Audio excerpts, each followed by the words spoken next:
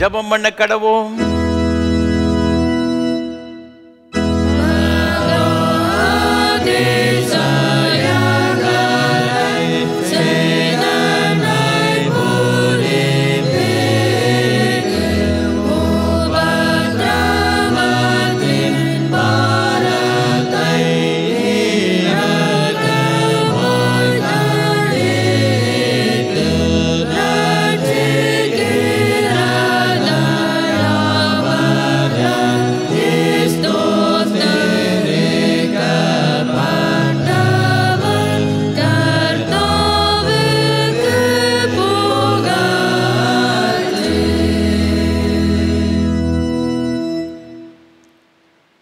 உன்னை ஒடுக்கினவர்களின் பிள்ளைகளும் குனிந்து உன்னிடத்தில் வந்து உன்னை அசட்டை பண்ணின யாவரும் உன் காலத்தில் பணிந்து உன்னை கர்த்தருடைய நகரம் என்றும் இஸ்ரவேலுடைய பரிசுத்தரின் சீயோன் என்றும் சொல்வார்கள்.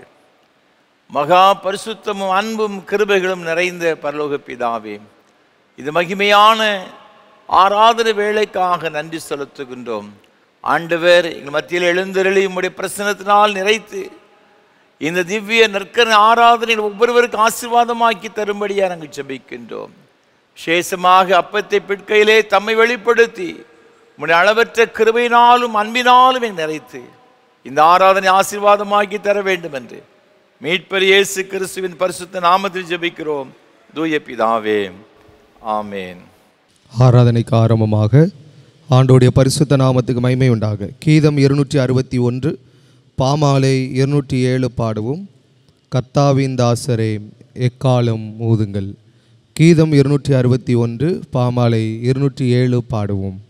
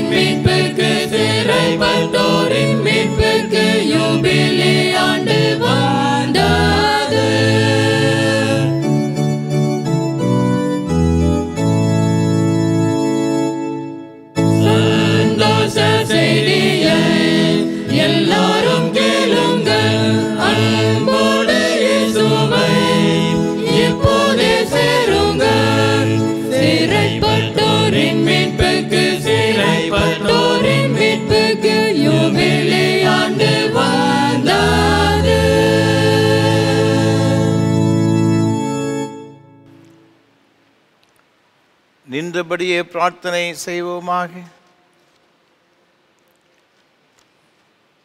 எல்லா இருதயங்களையும் எல்லா விருப்பங்களையும் எல்லா ரகசியம் அறிந்திருக்கிற சர்வ வல்லவன தேவனே, நாங்கள் தேவரிடத்தில் பரிபூர்ணமாய் அன்பு கூறவும் ஒரு பரிசுத்த நாமத்தை உத்தமமாய் மகிமைப்படுத்தவும் ஒரு பரிசுத்தாவின் ஏவுதலால் எங்கள் இருதயத்தின் சிந்தனை சுத்தம் பண்ணியறல எங்கள் கர்த்தராகிய கிறிஸ்துவின் மூலமாய் வேண்டிக் கொள்கிறோம்.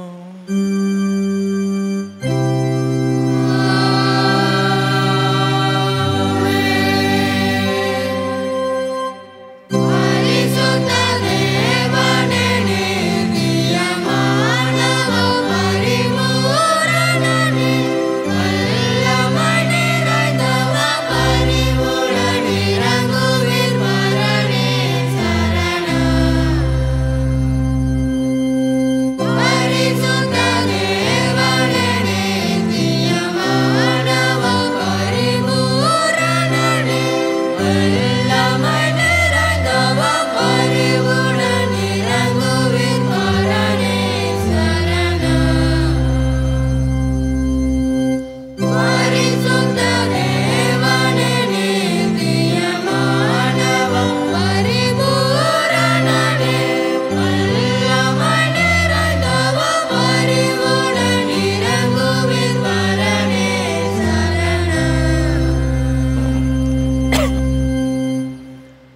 நம்முடைய கர்த்தராயிருக்கிற இயேசு கிறிஸ்து சொன்னதாவது, நம்முடைய தேவனாகிய கர்த்தர் ஒருவரே கர்த்தர்.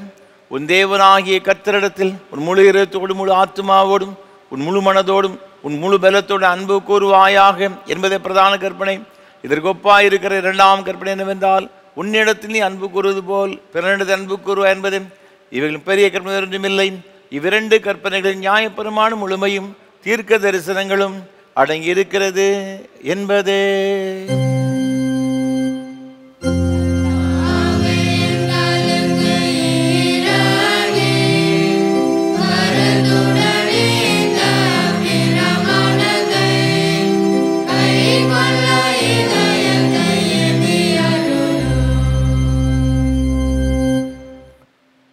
பிரியமானவர்களே, நாம் இப்பொழுது தேவனுடைய மகா பரிசுத்த வசனத்தை கேட்கவும் ஆண்டவருடைய சரீரத்தையும் இரத்தத்தையும் பெற்றுக்கொள்ளவும் இங்கே கூடி வந்திருக்கிறோம். உத்தம மனசாபத்தோடும் உண்மையான விசுவாசத்தோடும் அவரிடத்தில் கிட்டி சேருவதற்காக தேவனுடைய கிருபையை தேடி முழங்கால் படியிட்டு மௌனமாக நம்மை நாமே சோதித்து அறிவோமாக. உங்கள் பாவங்கள் நிமித்தம் முழு இருதயத்தோடு உண்மையாய் மனசாபப்பட்டு பிறரிடத்து அன்பும் சிநேகமாயிருந்து இனி தேவனுடைய கற்பனைகளை கை கொண்டு புதிதாக்கப்பட்டவர்களாய் அவருடைய பரிசுத்த மார்க்கத்தில் நடப்போம் என்று தீர்மானித்து நீங்கள் நமது ஆண்டவர் இயேசு கிறிஸ்துவின் மூலமாய் சர்வ வல்லமையுள்ள ஆண்டவரோடு ஒப்புரவாகும்படி உங்கள் பாவங்களை மனத்தாழ்மையாய் அறிக்கையிடுங்கள். மனதுருக்கத்தின் ஆண்டவரே, உமக்கு விரோதமாகவும் எங்கள் சகோதர சகோதரிகளுக்கு விரோதமாகவும் பாவம் செய்துள்ளோம், நெருக்கடிகிறோம். கிறிஸ்துவின் நாமத்தை சொல்லியும் தீமையை விட்டு விலகவில்லை. இயேசு கிறிஸ்து காட்டிய நீதி வழியில் உம்மை நாங்கள் உண்மையாக பின்பற்றவில்லை. உம்முடைய விடுதலை அருள்பணியில் இவ்வுலகில் மோடு நாங்கள் சேர்ந்து செயலாற்றவில்லை என்று அறிக்கையிடுகிறோம். கிருபை நிறைந்த ஆண்டவரே, உம்முடைய மிகுந்த இரக்கத்தினால் பாவமறைகளை சுத்திகரியும். பரிசுத்த ஆவியினால் விடுதலை பெறவும் புது ஜீவனுள்ளவர்களாய் வாழவும் உம்மோடும் சக மனிதரோடும் சமாதானத்தோடு வாழவும் அருள் புரிந்தருளும். ஆமேன். இயேசு கிறிஸ்துவின் மூலமாக உண்மையாய் மனந்திரும்புகிற யாவருக்கும் அருளப்படுகிற கிருபை நிறைந்த தேவ வசனத்தை கேளுங்கள். உங்கள் பாவங்கள் சிவரென்று இருந்தாலும் உறைந்த மழையைப் போல் வெண்மையாகும். அவைகள் இரத்தாம்பர சிவப்பாய் இருந்தாலும் பஞ்சை போலாகும். வருத்தப்பட்டு பாரம் சுமக்கிறவர்களே, நீங்கள் எல்லாரும் என்னிடத்தில் வாருங்கள், நான் உங்களுக்கு இளைப்பாறுதல் தருவேன். தேவன் தம்முடைய ஒரே பேரான குமாரனை விசுவாசிக்கிறவன் எவனோ அவன் கெட்டு போகாமல் நித்திய ஜீவன் அடைமடிக்கு அவரை தந்தருளி இவ்வளவாய் உலகத்தில் அன்பு கூர்ந்தார். பாவிகளை ரட்சிக்க கிறிஸ்து இயேசு உலகத்தில் வந்தார் என்ற வார்த்தை உண்மையும் எல்லா அங்கீகரிப்புக்கும் பாத்திரமானது. நம்முடைய பரமபிதாவாகிய சர்வ வல்லமை உள்ள கடவுள் உத்தம மனசாபத்தோடும் உண்மையான விசுவாசத்தோடும் தமது மனம் திரும்பி தங்கள் சகோதரர் சகோதரிகளின் குற்றங்களை மன்னிக்கிற யாவருக்கும் பாவ மன்னிப்பு அருள் செய்வோம் என்று மிகுந்த இரக்கமாக வாக்குத்தத்தம் செய்திருக்கிறார். அவர் நம்முடைய கர்த்தராய் இருக்கிற இயேசு கிறிஸ்து நிமித்தம் உங்களுக்கு இறங்கி உங்கள் பாவங்கள் எல்லாவற்றையும் மன்னித்து அவைகளிலிருந்து விடுதலையாக்கி சகல நன்மையில் உறுதிப்படுத்தி நிறுத்தி நித்திய ஜீவகரையில் சேர்ப்பாராக.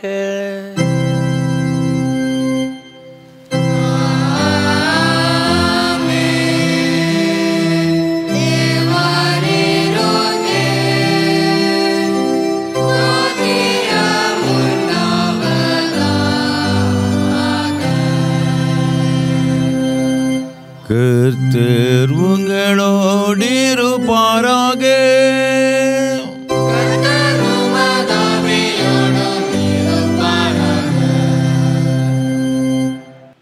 ஜெபம் பண்ண கடவோம். திருத்துவ திருநாளுக்கு பின்வரும் 12ஆம் ஞாயிற்குரிய சுருக ஜெபம். எங்கள் அன்பின் ஆண்டவரே, மக்களை நல்வழிப்படுத்தும் நல்ல ஆசிரியராக விளங்கிய முதுகுமாரன் இயேசு கிறிஸ்துவுக்காக நன்றி செலுத்துகிறோம். அவர் வழியில் கல்வி பணியாற்றும் ஆசிரியர்கள் அனைவருக்கும் ஏற்ற ஞானத்தையும் ஆலோசனையும் கொடுத்து வழிநடத்துவீராக. எங்கள் திருமண்டலத்தில் எங்களுடைய தேசத்திலும் உள்ள அனைத்து கல்வி ஸ்தாபனங்களுக்காக நன்றி செலுத்துகின்றோம்.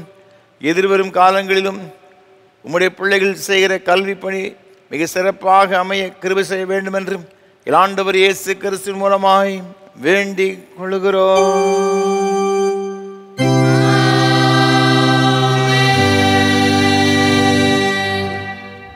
வாசிக்கும்படியாக கொடுக்கப்பட்டுள்ள நிருபவாக்கியம் அப்போஸ்தலனாகிய பரிசுத்த பவுல் தீத்துவுக்கு எழுதின நிருபம் 2ஆம் அதிகாரம் 7வது வசனம் முதல் 15ஆம் வசனம் வரை.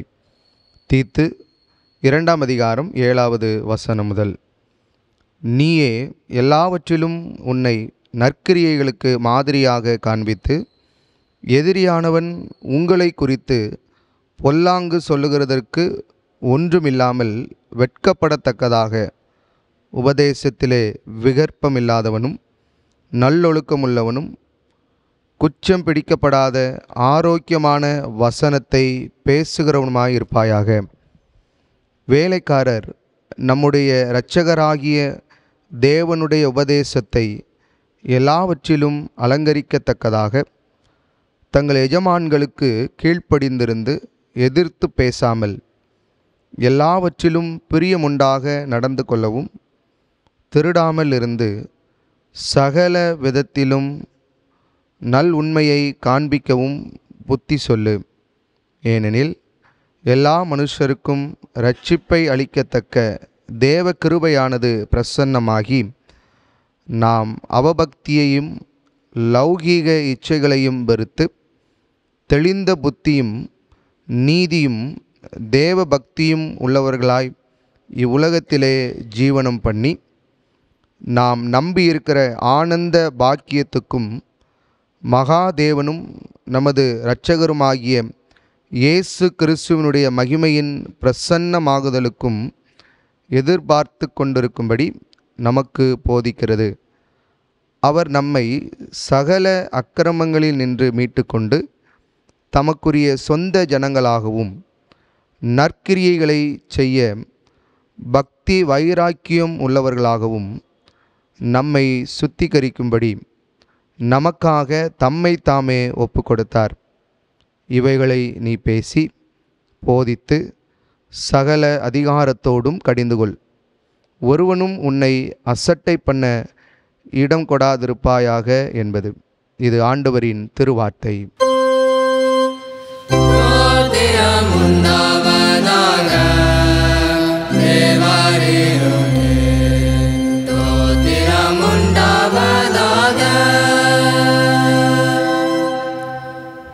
பரிசுத்த சுவிசேஷ வாக்கியம் பரிசுத்த மத்தேயு எழுதின நற்செய்தி நூல் 5ஆம் அதிகாரம் 1ஆம் வசனம் முதல் 12ஆம் வசனம் வரை அடங்கியிருக்கிற தேவனுடைய வார்த்தையை கேளுங்கள்.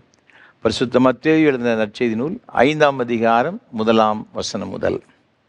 இயேசு திரளான ஜனங்களை கண்டு மலையின் மேல் ஏறினார். அவர் உட்கார்ந்த பொழுது அவருடைய சீஷர்கள் அவரிடத்தில் வந்தார்கள். அப்பொழுது அவர் தமது வாயை திறந்து அவர்களுக்கு உபதேசித்து சொன்னது என்னவென்றால், ஆவியில் எளிமை உள்ளவர்கள் பாக்கியவான்கள், பரலோக ராஜ்யம் அவர்களுடையது. துயரப்படுகிறவர்கள் பாக்கியவான்கள், அவர்கள் ஆறுதல் அடைவார்கள். சாந்த குணமுள்ளவர்கள் பாக்கியவான்கள், அவர்கள் பூமியை சுதந்தரித்துக் கொள்வார்கள். நீதியின் மேல் பசிதாகம் உள்ளவர்கள் பாக்கியவான்கள், அவர்கள் திருப்தி அடைவார்கள். இரக்கமுள்ளவர்கள் பாக்கியவான்கள், அவர்கள் இரக்கம் பெறுவார்கள். இருதயத்தில் சுத்தமுள்ளவர்கள் பாக்கியவான்கள், அவர்கள் தேவனை தரிசிப்பார்கள். சமாதானம் பண்ணுகிறவர்கள் பாக்கியவான்கள், அவர்கள் தேவனுடைய புத்திரர் எண்ணப்படுவார்கள். நீதி நிமித்தம் துன்பப்படுகிறவர்கள் பாக்கியவான்கள், பரலோக ராஜ்யம் அவர்களுடையது. என் நிமித்தம் உங்களை நிந்தித்து துன்பப்படுத்தி பலவித தீமையான மொழிகளையும் உங்கள் பேரில் பொய்யாய் சொல்வார்களானால் பாக்கியவான்களாய் இருப்பீர்கள். சந்தோஷப்பட்டு களி கூறுங்கள், பரலோகத்தில் உங்கள் பலன் மிகுதியாயிருக்கும். உங்களுக்கு முன்னிருந்த தீர்க்கதரிசிகளையும் அப்படியே துன்பப்படுத்தினார்களே என்றார் என்பது. இது கிறிஸ்துவின் நற்செய்தி.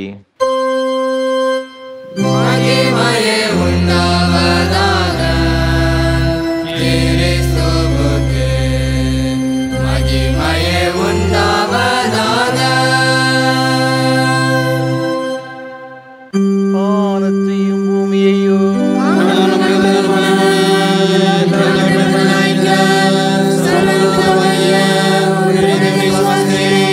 ஒரே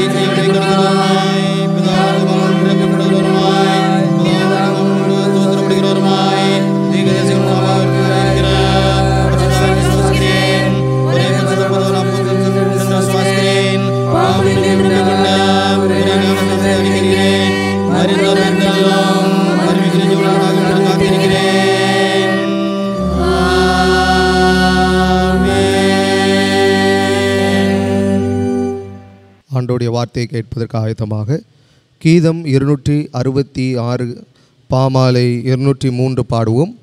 அதோ ஓர் ஜீவ வாசலே. கீதம் 266 பாமாலை 203 பாடுவோம்.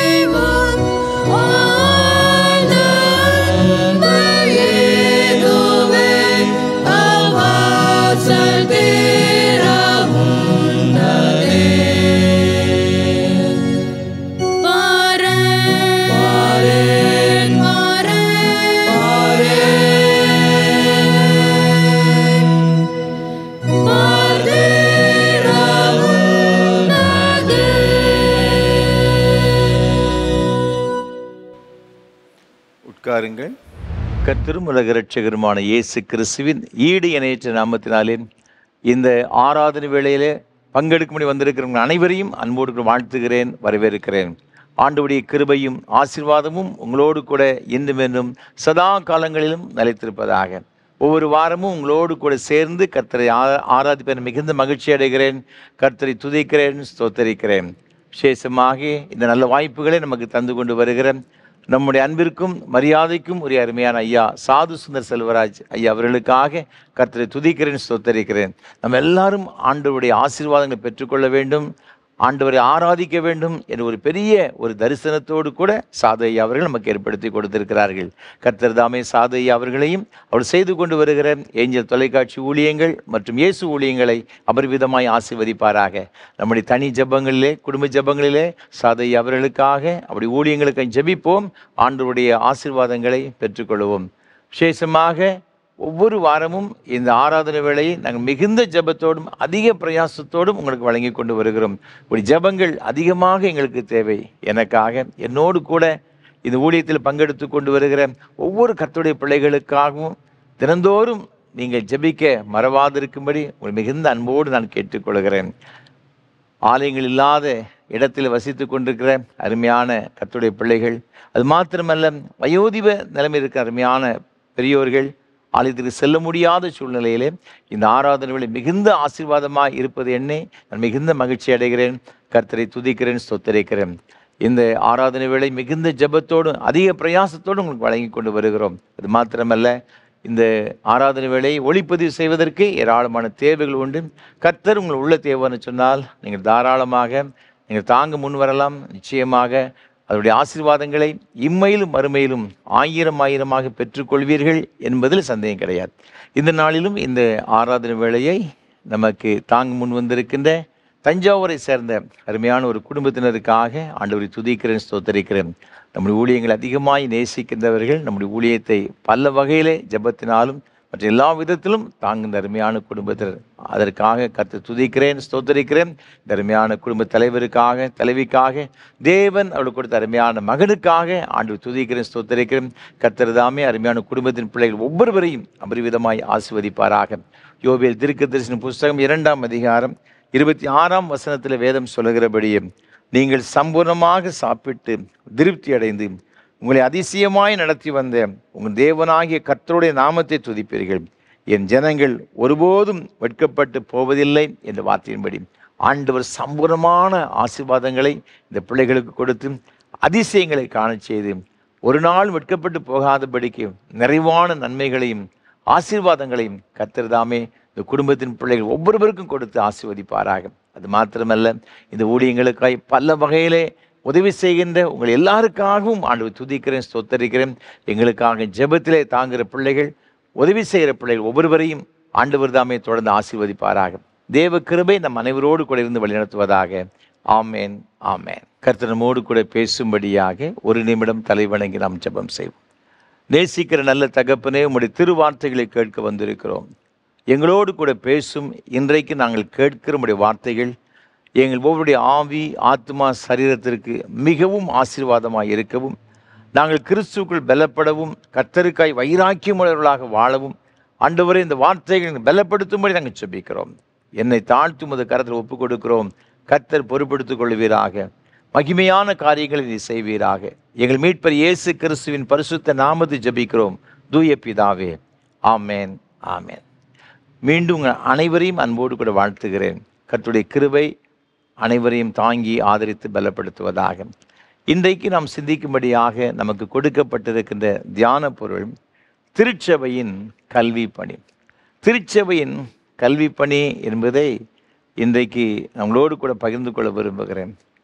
அதற்கு ஆதாரமாக தெரிந்து கொண்ட வேத வசனம் அப்போஸ்தலனாகிய பரிசுத்த பவுல் தீத்து எழுதின நிருபம் 2ஆம் அதிகாரம் 8ஆம் வசனம்.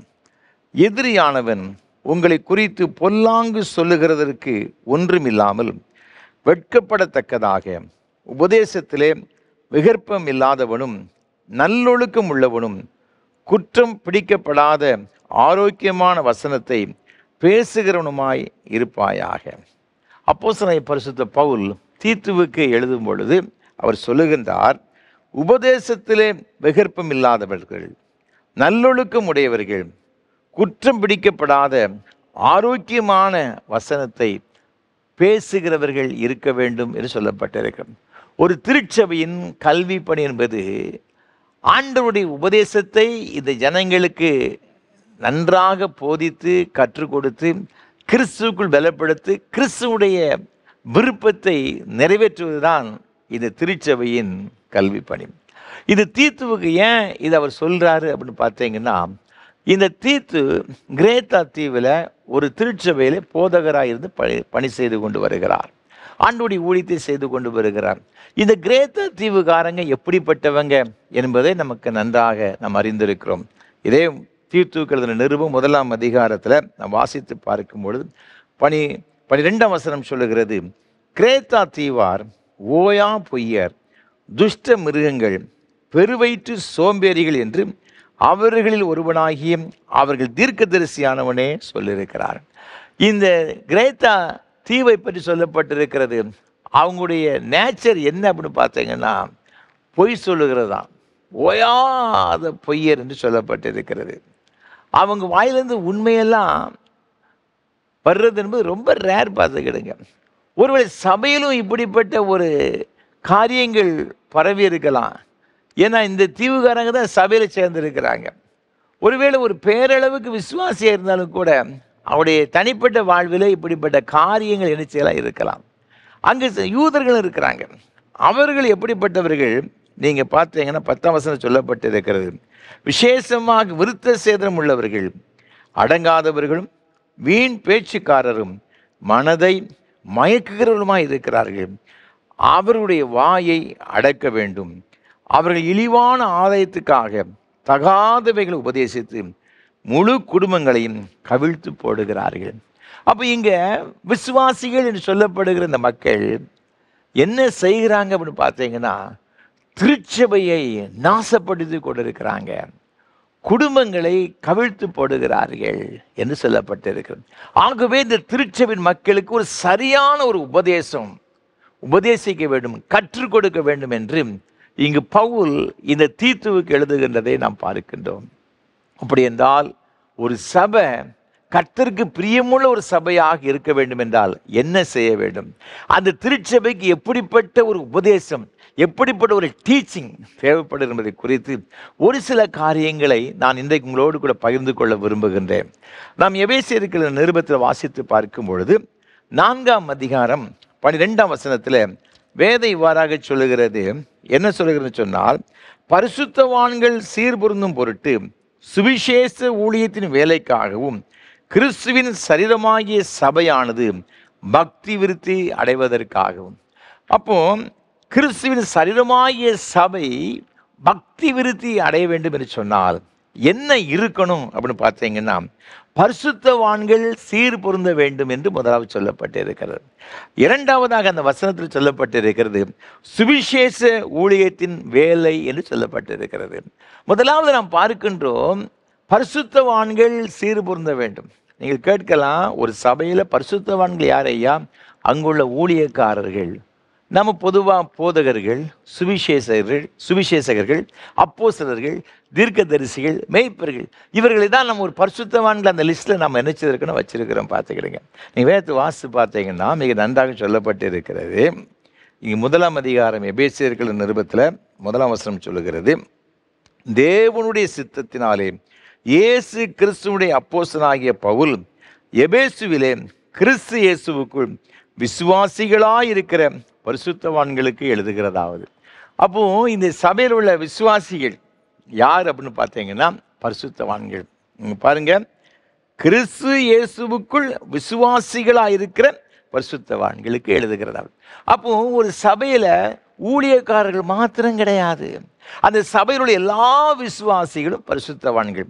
அதைத்தான் நீங்கள் 2 கொரிந்தியர் நிருபம் 1ஆம் அதிகாரம் 1ஆம் வசனம், பிலிப்பியர் நிருபம் 1ஆம் அதிகாரம் 1ஆம் வசனம், கொலோசையர் 1ஆம் அதிகாரம் 2ஆம் வசனத்தில் வாசித்து பார்க்கும் பொழுது இயேசு கிறிஸ்துவின் மூலமாக இங்கே அவர் மீது வைத்த விசுவாசத்தினால் சபையில் சேர்ந்து கொள்ளப்பட்ட பரிசுத்தவான்களுக்கு எழுதுகிறதாவது சொல்லப்பட்டிருக்கிறது. அப்படி என்றால் இன்றைக்கு ஒரு திருச்சபையில் இயேசு விசுவாசித்து யாரெல்லாம் அங்கமாக இருக்கிறார்களோ அவர் எல்லாரையும் பரிசுத்தவான்கள் சொல்லப்பட்டிருக்கிறது. ஆகிய இந்த பரிசுத்தவான்கள் எப்படிப்பட்டவர்களாக இருக்க வேண்டும் என்று சொன்னால் அழகாக சொல்லுகிறார், அவர் சீர் பொருந்தி இருக்க வேண்டும். அப்படி என்றால் என்ன பொருள்? அவர்கள் ஏதோ சீர்கெட்ட நிலைமையில் இருக்கிறாங்க, அவர்களை சரிப்படுத்த வேண்டும் என்று வேத வசனம் சொல்லுகிறது. நீங்கள் வேதத்தில் வாசித்து பார்த்தீங்கன்னா கலாத்தியர் நிருபத்தில் 3ஆம் அதிகாரத்தில் 1ஆம் வசனத்தில் வேதம் இவ்வாறாக சொல்லுகிறது, புத்தி இல்லாத கலாத்தியரே, நீங்கள் சத்தியத்திற்கு கீழ்ப்படியாமல் போகத்தக்கதாக உங்களை மயக்கினவன் யார்? இயேசு கிறிஸ்து சிலுவையில் அறையப்பட்டவராக உங்கள் கண்களுக்கு முன் பிரத்யட்சமாய் உங்களுக்குள்ளே வெளிப்படுத்தப்பட்டிருந்தார்.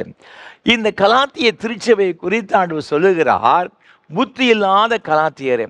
இந்த கலாத்திய திருச்சபையில் உள்ள மக்கள் நல்ல ஒரு விசுவாசிகள் தான். ஆனால் இந்த விசுவாசிகளை பார்த்து இங்கு வேதம் சொல்லுகிற புத்தி இல்லாதவர்கள் என்று சொல்லப்பட்டிருக்கிறது.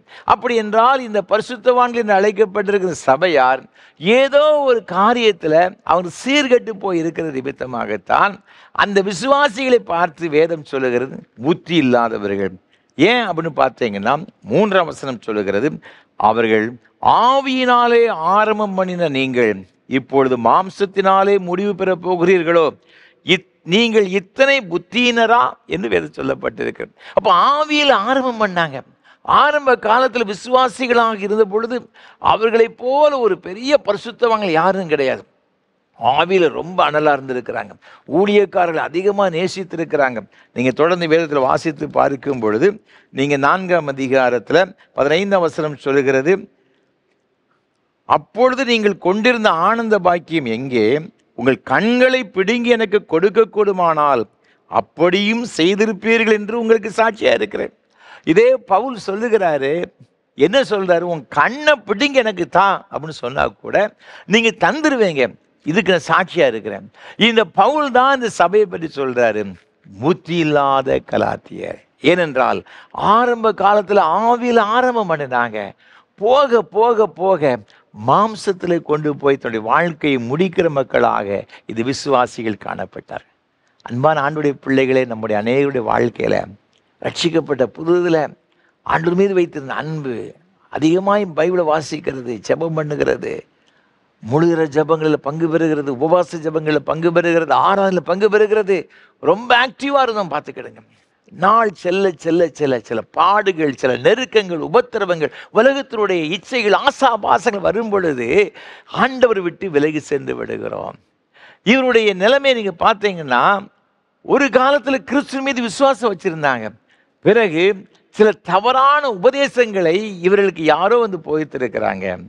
அவங்க என்ன செய்தாங்கன்னா, இயேசு கிறிஸ்து மீது உள்ள விசுவாசத்தின் மூலம் அவருக்கு ரட்சிப்பை விட்டுவிட்டு நியாயப்பிரமாணத்தின் கிரியைகளுக்கு உட்பட்டவராய் காணப்படுகிறார் என்பதாக இதே கலாத்தியர் 3ஆம் அதிகாரம் 10ஆம் வசனத்திலே சொல்லப்பட்டிருக்கிறது. தவறான உபதேசங்களுக்கு அவர் சென்று விட்டார். ஆகவே தன் பவுல் சொல்லும்போது சொல்லுகின்றார், 2 கொரிந்தியர் 2ஆம் அதிகாரம் 17ஆம் வசனத்தில், நாங்கள் தேவ வசனத்தை கலப்பாய் பேசாமல் துப்புரவாகவும் தேவனால் அருளப்பட்ட பிரகாரமாகவும் கிறிஸ்துவுக்குள் தேவ சன்னதியில் பேசுகிறோம்.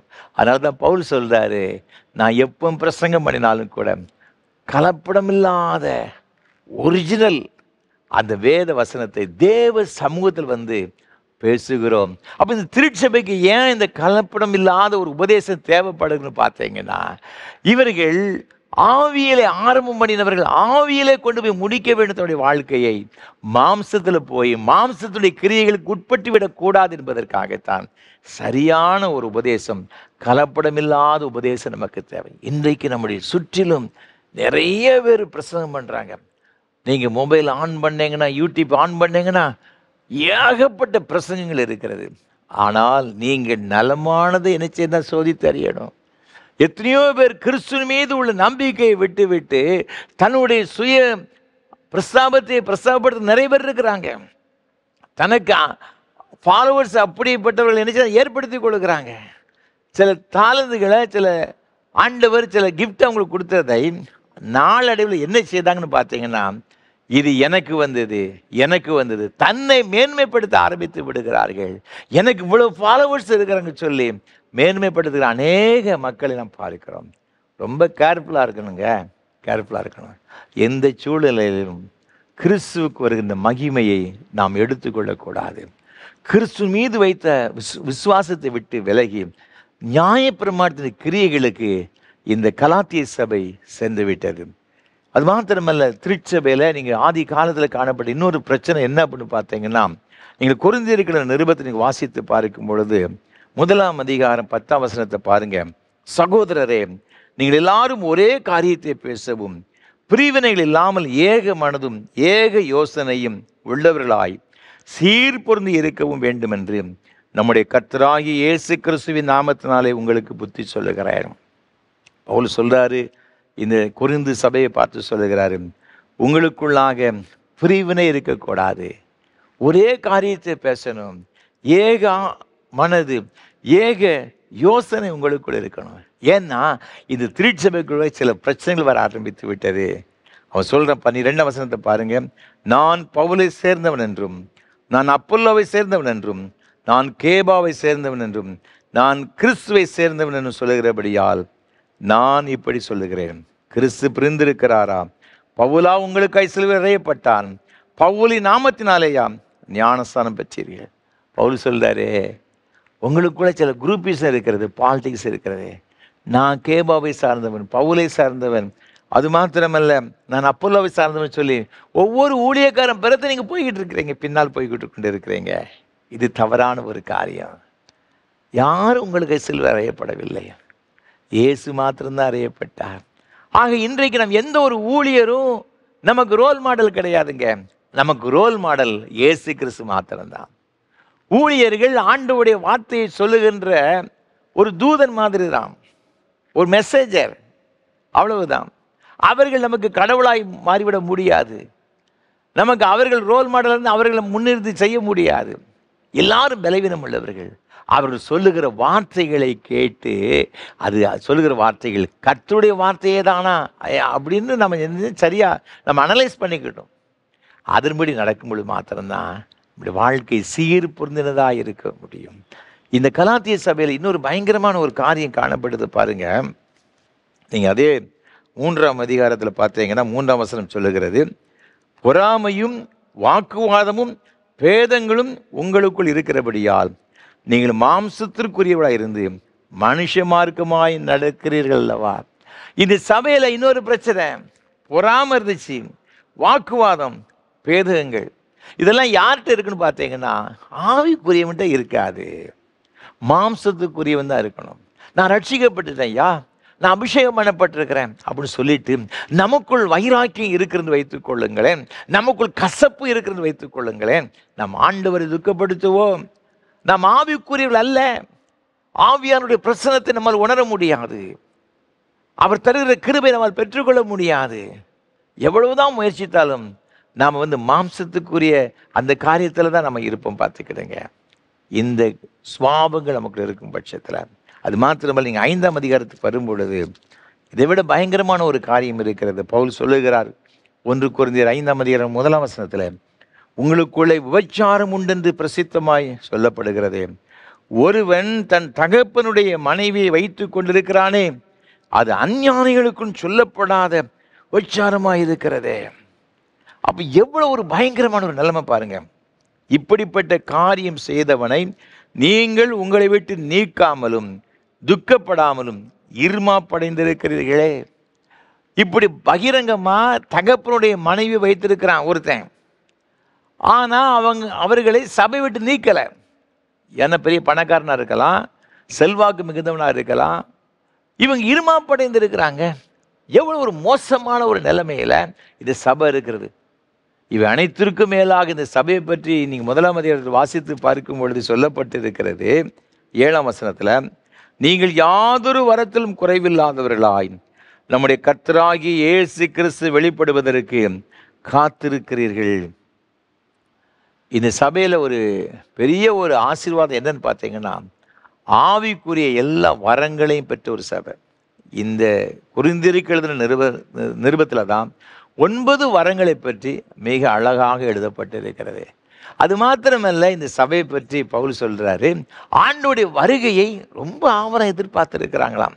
ஆக இந்த சபையில தான் சீர்கெட்டு போன விசுவாசிகள் இருக்கிறாங்க, அவர்கள் தான் பரிசுத்தவான்கள் இருக்கிறாங்க, அவர்கள் சீர் பொருந்த வேண்டும் என்று ஆண்டவர் சொல்லுகிறார். ஒரு சபையில அப்ப எல்லாரும் என்ன செய்யல அப்படின்னு பார்த்தீங்கன்னா, சீர் பொருந்தினவர்களாய் காணப்படவில்லை. புத்தி இல்லாத கலாத்தியரை போல மாம்சத்துக்குரிய காரியங்கள் செய்கிறவர்களாக இருக்கிறார்கள். பிரிவினைகள், பொறாமைகள், வாக்குவாதங்கள், விபச்சாரம், வேசித்தனம், பயங்கரமான காரியங்கள் இந்த சபையிலே காணப்படுகிறதை பார்க்கிறோம். ஆக இப்படிப்பட்டவர்களுக்கு தான் அவர் சொல்றாரு, நன்றாக நீங்க என்ன செய்யணும், கற்றுக் கொடுக்கணும், உபதேசம் பண்ணணும். இந்த வேத வசனத்தை பற்றி சரியாக நாம் கற்றுக் கொடுக்கும் பொழுது இதை ஜனங்கள் என்ன செய்வாங்கன்னு பார்த்தீங்கன்னா, கர்த்தருக்கு நேராக திரும்புவார்கள். வேதத்தில் வாசித்து பார்க்கும் பொழுது எஸ்ராவை குறித்து மிக அழகாக சொல்லப்பட்டிருக்கிறது. நெகேமியாவின் புஸ்தகத்தில் 8ஆம் அதிகாரத்தில் வாசித்து பார்க்கும் பொழுது இவங்க எல்லாரையும் தண்ணீர் வாசல் பக்கத்தில் கூட்டி கொண்டு வந்து இஸ்ரவேல் ஜனங்களுக்கு மோசே கற்பித்த நியாயப்பிரமாண புஸ்தகத்தை கற்றுக் கொடுக்கும்படியாக எஸ்ராவிடம் சொல்லுகின்றதாக வேதத்தில் பார்க்கிறோம். அவ என்ன செய்யறான்னு பார்த்தீங்கன்னா, 8ஆம் அதிகாரத்தில் 3ஆம் வசனம் சொல்லுகிறது, தண்ணீர் வாசலுக்கு முன்னான வீதிக்கு எதிரே இருந்து காலமே தொடங்கி மத்தியானம் மட்டும் புருஷருக்கும் ஸ்திரீகளுக்கும் கேட்டு அறியத்தக்க மற்றவர்களுக்கு முன்பாக அதை வாசித்தான். சகல ஜனங்களும் நியாயப்பிரமாண புஸ்தகத்திற்கு கவனமாய் செவி கொடுத்தார்கள். இஸ்ரவேல் சபை எல்லாரையும் அழைத்தான். எருசலேமிலே தண்ணீர் வாசலுக்கு எதிரே இருந்த ஒரு பெரிய இடம் இருக்கிறது. ஒரு பெரிய மர பீடத்தை உண்டாக்கி நியாயப்பிரமாண புஸ்தகத்தை விரித்து வைத்து அவன் வாசிக்க ஆரம்பிக்கிறான். எல்லாரும் ஜனங்கள் எழும்பி இருக்கின்றார்கள், எல்லாரும் கேட்டுக்கொண்டிருக்கிறார்கள். இவன் நியாயப்பிரமாண புஸ்தகத்தை வாசித்து அதற்கு அர்த்தம் சொல்லி கொண்டிருக்கிறான். பிரசங்கம் அரை மணி நேரம் முடியலை, 1 மணி நேரத்தில் பிரசங்கத்தை முடிக்கவில்லை, 2 மணி நேரம் கிடையாது, காலையிலிருந்து மத்தியானம் வரை இருக்கிறான். இன்றைக்கு நமக்கு 20 நிமிஷத்துக்கு மேலே பிரசங்கம் என்ன செய்ய முடியலை, கேட்க முடியவில்லை. 1/2 ஹவருக்கு மேலே நமக்கு போர் அடிச்சிருந்து பார்த்து கிடையாது. ஆனால் இவன் காலையிலிருந்து மத்தியானம் வரை நியாயப்பிரமாண புஸ்தகத்தை வாசித்து ஜனங்களுக்கு அவன் விளக்கம் சொல்லி கொண்டிருக்கிறான். இது சரியான உபதேசத்தை எஸ்ரா உபதேசித்து கொண்டிருக்கிறான். இதனுடைய விளைவு என்னன்னு பாருங்க, 9ஆம் வசனத்தை பாருங்க. ஜனங்கள் எல்லாரும் நியாயப்பிரமாணத்தின் வார்த்தைகளை கேட்டபோது அழுதபடியால். அப்ப இந்த நியாயப்பிரமாண வார்த்தைகளை கேட்ட உடனே இந்த ஜனங்களுடைய உள்ளத்தில் ஒரு பெரிய ஒரு ஒரு பாவ உணர்வு ஏற்படுகிறது, உள்ளம் குத்தப்படுகிறது, ஓன்னு கதறுறாங்க. அவங்க செய்த பாவங்கள், அவங்க செய்த அக்கிரமங்கள் எல்லாவற்றையும் ஆண்டவர் இங்கே நியாயப்பிரமாண புஸ்தகத்தை சொல்றது மாத்திரமல்ல, அதற்குள்ள தண்டனையும் அங்கே இருக்கிறது.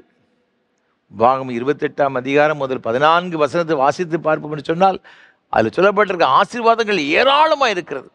அந்த ஆசீர்வாதங்கள் நமக்கு கிடைச்சாலே போதுங்க, அதை விட வேற மேன்மையான ஆசீர்வாதங்கள், அவ்வளவு ஆசீர்வாதத்தை உலகத்திற்கு நமக்கு தேவையான நன்மைகளை தேவன் வைத்திருக்கிறார். அதற்கு அப்புறமாக 15க்கு அப்புறமாக நீங்கள் பார்க்கும் பொழுது ஆண்டவருடைய சத்தத்துக்கு செவி கொடாமல் இருக்கும் பொழுது என்னென்ன சாபங்கள்லாம் இருக்கும் அப்படின்னு பார்த்தீங்கன்னா, அந்த அதிகாரத்தில் ஏராளமான வசனங்கள் இருக்கிறது. அத்தனை சாபமும் என்னச்சுன்னா வரும் பார்த்துக்கிடுங்க. இந்த சாபத்தையெல்லாம் நியாயப்பிரமாணத்தில் இருந்ததெல்லாம் சொல்லி முடிச்சிருப்பான் எஸ்ரா. அப்படி விளைவு ஜனங்கள் இருதயத்தில் குத்தப்பட்டு அழுதார்கள். அதோடு நின்று விடவில்லை. நீங்கள் தொடர்ந்து வேதத்தில் வாசித்து பார்க்கும் பொழுது நெகேமியாவின் புஸ்தகம் 13ஆம் அதிகாரத்தில் நீங்கள் வாசித்து பார்த்தீங்கன்னா 1ஆம் வசனத்தை பாருங்க. அன்றைய தினம் ஜனங்கள் கேட்க மோசையின் புஸ்தகத்தை வாசித்தார்கள். அதில் அம்மோனியரும் மோவாபியரும் இஸ்ரேல் புத்திரருக்கு அப்பமும் தண்ணீரும் கொடுக்க எதிர்கொண்டு வராமல் அவர்களை சபிக்க அவர்களுக்கு விரோதமாக விலையாமை கூலி பொருத்தி கொண்டபடியினால் அவர்கள் என்றைக்கும் அந்த சாபத்தை ஆசீர்வாதமாக திருப்பின எங்கள் தேவனுடைய சபைக்கு உட்படலாகாது என்று எழுதியிருக்கிறதாக காணப்பட்டது. நீங்கள் தொடர்ந்து நீங்கள் வாசித்து பார்த்தீங்கன்னா, ஆகையால் அவர்கள் அந்த கட்டளையை கேட்டபோது பல ஜாதியான ஜனங்களெல்லாம் இஸ்ரவேலை விட்டு பிரித்து விட்டார்கள். வசனத்தை கேட்டு உடனே கீழ்ப்படுகிறார்கள். யாரெல்லாம் தவறான முறையில் திருமணம் செய்து கொண்டார்களோ, வாழ்ந்து வந்தார்களோ, அதையெல்லாம் சரி செய்து கொள்ளுகிறாய் பார்க்கின்றோம். அவருடைய நிலைமை சீர்கேடான ஒரு நிலைமையை இந்த நியாயப்பிரமாண புஸ்தகத்தை வாசித்த உடனே அது சரி செய்யப்பட்டு விடுகிறது. அப்போ திருச்சபைக்கு இன்றைக்கு ஒரு ஆரோக்கியமான உபதேசங்கள் கண்டிப்பாக தேவை. கதையல்ல, கட்டுக்கதை அல்ல. அன்பானவர்களே, சரியான உபதேசங்கள் எந்த ஒரு திருச்சபையில் பிரசங்கிக்கப்படுகிறதோ, எந்த ஒரு விசுவாசிகளை அவர்கள் கேட்கின்றார்களோ, அவருடைய வாழ்க்கை ஒரு பெரிய மாற்றத்தை பெற்றுவிடும். சீர்பொருந்தின ஒரு வாழ்க்கையாக மாறிவிடும்.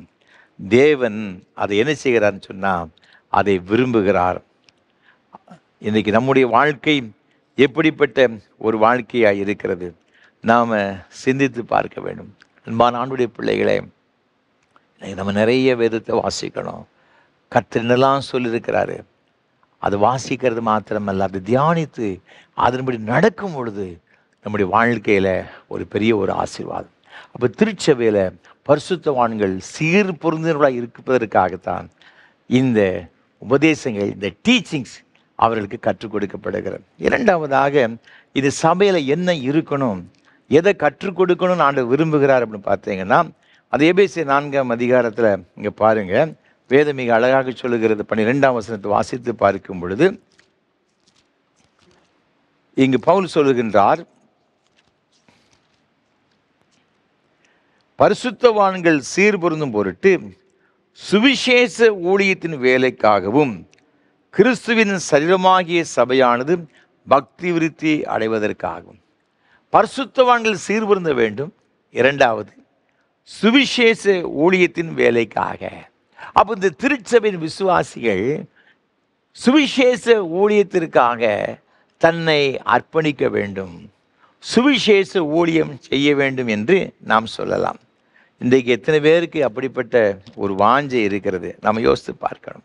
நீங்கள் 2 தீமோத்தேயு நிருபத்தில் 4ஆம் அதிகாரம் 5ஆம் வசனத்தை வாசித்து பார்க்கும் பொழுது, நீயோ எல்லாவற்றிலும் மன தெளிவுள்ளவனாகிரு, தீங்கு அனுபவி, சுவிசேஷகனுடைய வேலையை செய், உன் ஊழியத்தை நிறைவேற்று.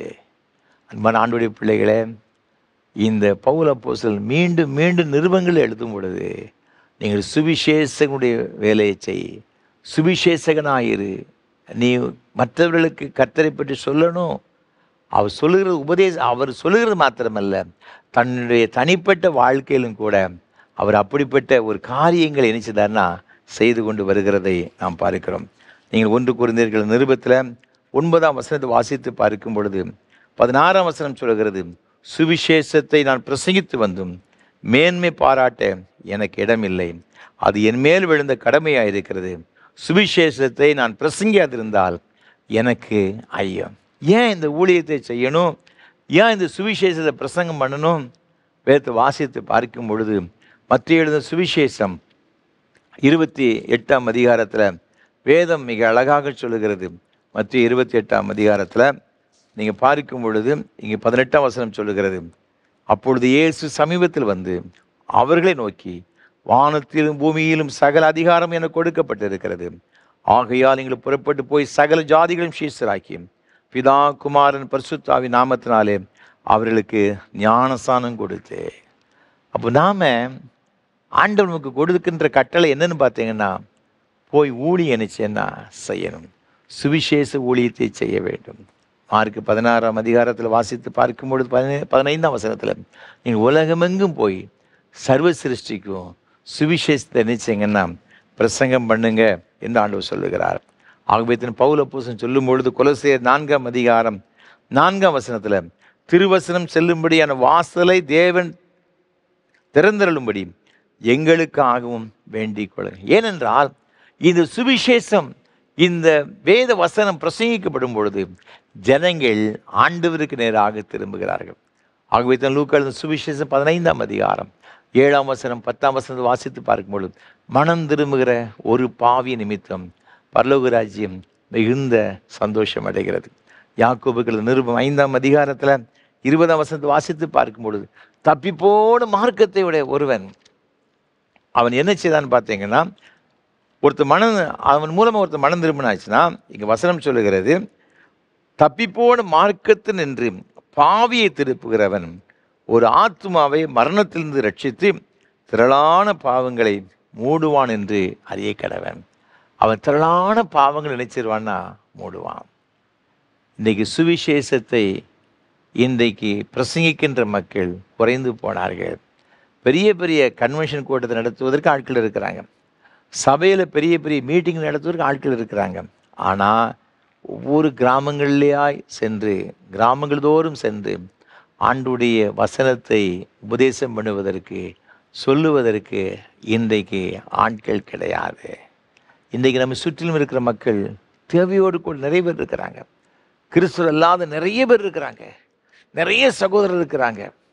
ஆனால் அவர்களுக்கு மெய்யான தெய்வத்தை பற்றி சொல்லுவதற்கு ஆட்கள் கிடையாது.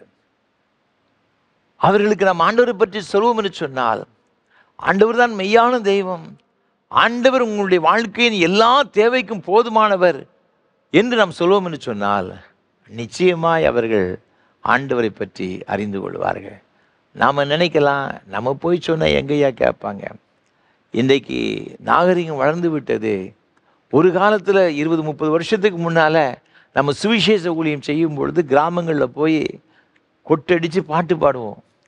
இயேசு ராஜா வருவார், இன்னும் கொஞ்சம் காலம் தான் மோட்சலோகம் சேர்ந்துடுவோம். இந்த கொட்டு சத்தத்தை கேட்ட உடனே, பாட்டு சத்தத்தை கேட்ட உடனே ஆங்காங்க இருக்கிற மக்கள் எல்லாம் கூடி வந்து நிற்பாங்க, பார்த்துக்கிடுங்க. அப்போ 10 நிமிஷம் நல்ல ஒரு சாலிடாக ஒரு பிரசங்கம் பண்ணிடுவோம் ஆண்டவரை பற்றி. ஆனால் இன்றைக்கு நம்ம என்ன செய்தாலும் கூட ஏன்னு கேட்குற ஒரு ஆளு கிடையாது, பார்த்துக்கிடுங்க. வீடுகள் தோறும் தான் போகணும். நம்ம நினைக்கிற யார் இந்த இயேசுவை பற்றி சொல்ல முடியும்? நிறைய எதிர்ப்பு இருக்கிறதே. அன்பான ஆண்டவருடைய பிள்ளைகளே, ஒரு புறம் எதிர்ப்பு இருந்தாலும் கூட நீங்கள் 10 பேர் நீங்கள் பார்த்தீங்கன்னா 8 பேர் பிரச்சனையோடு தான் இருப்பாங்க, பார்த்துடுங்க. அதில் ஒருவேளை 3 பேர் என்ன செய்யலைன்னா ரொம்ப தயக்கம் காட்டலாம். ஆனால் 5 பேர் கண்டிப்பாக நிச்சயவாங்கன்னா சொல்கிறத கேட்பாங்க. எனக்கு தெரிந்த ஒரு நண்பர் ஒருவர் உண்டு. சமீபத்திலே அவர் என்னோடு கூட தன்னுடைய அனுபவங்களை அவர் பகிர்ந்து கொண்டார். ஒரு முறை ஒரு குறிப்பிட்ட ஒரு இடத்திலே ஊழியத்தை முடித்து விட்டு அவர் வந்து கொண்டிருக்கும் பொழுது, ஒரு வயதான ஒரு மனிதர் ஒவ்வொருத்தரையாக பார்த்து கையை காமித்து கொண்டிருக்கிறார். அவர் பக்கத்தில் உள்ள ஒரு கிராமத்தில் போய் அவர் சந்தைக்கு போக வேண்டும் என்று அவர் விரும்பி, பஸ்ஸு இல்லை, யாராவது நமக்கு பைக்கில் லிஃப்ட் கொடுப்பாங்களான்னு சொல்லி கையை நீட்டி கொண்டு இருக்கிறார். யாரும் அவருக்கு லிஃப்ட் கொடுக்கல. இவர் காரில் வேகமாக வந்து கொண்டிருந்தார். காரையும் அவர் மறித்தார். ஆண்டவர் சொன்னார், அவர் காரில் ஏற்றிக்கிட்டு அப்படின்னு சொன்னார். உடனே காரை ஃப்ரண்ட் டோரை திறந்து ஐயா ஏறிக்கிட்டுன்னு சொன்ன உடனே அவருக்கு ரொம்ப ஆச்சரியம். பைக்கு கேட்டும் கார் நமக்கு கிடச்சிருக்கிறத. ஒரு சின்ன பெட்டி ஒன்று வச்சுருந்தார். பெட்டி தூக்கி பின் சீட்டில் வச்சார். ஒரு வயதான மனிதன் ஒரு அழுக்கடைந்த ஒரு சாரம், ஒரு துண்டு ஒன்று போட்டிருந்தார். உள்ளே உட்காந்துருந்தார். அருமையான சகோதரர் அவர் பார்த்து கேட்டார், ஐயா எங்கேயா போகிறீங்க?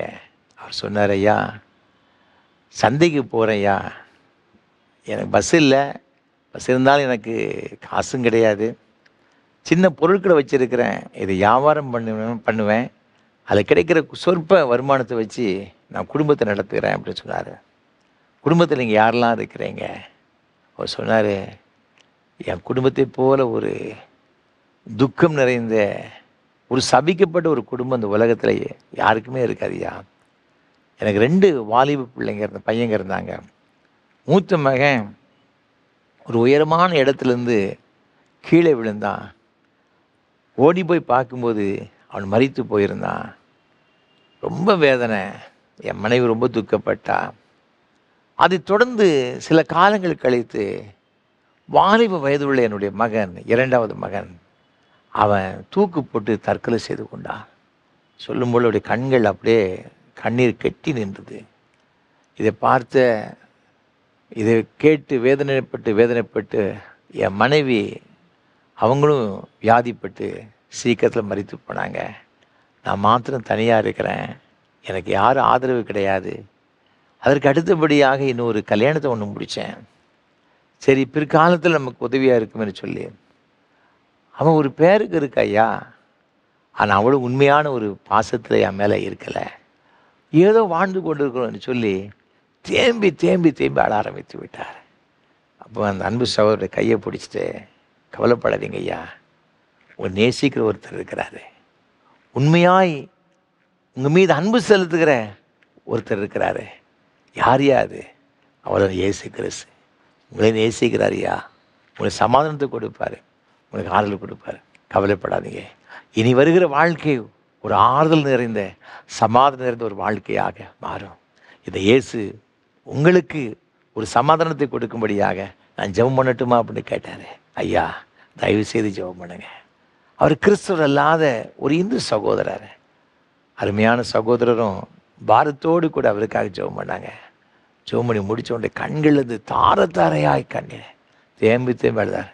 பிரதர், ஐயா நீங்கள் எனக்காக ஜெபம் பண்ணீங்க ஐயா, என் மனசு ரொம்ப ஆறுதல் இருக்கிறது.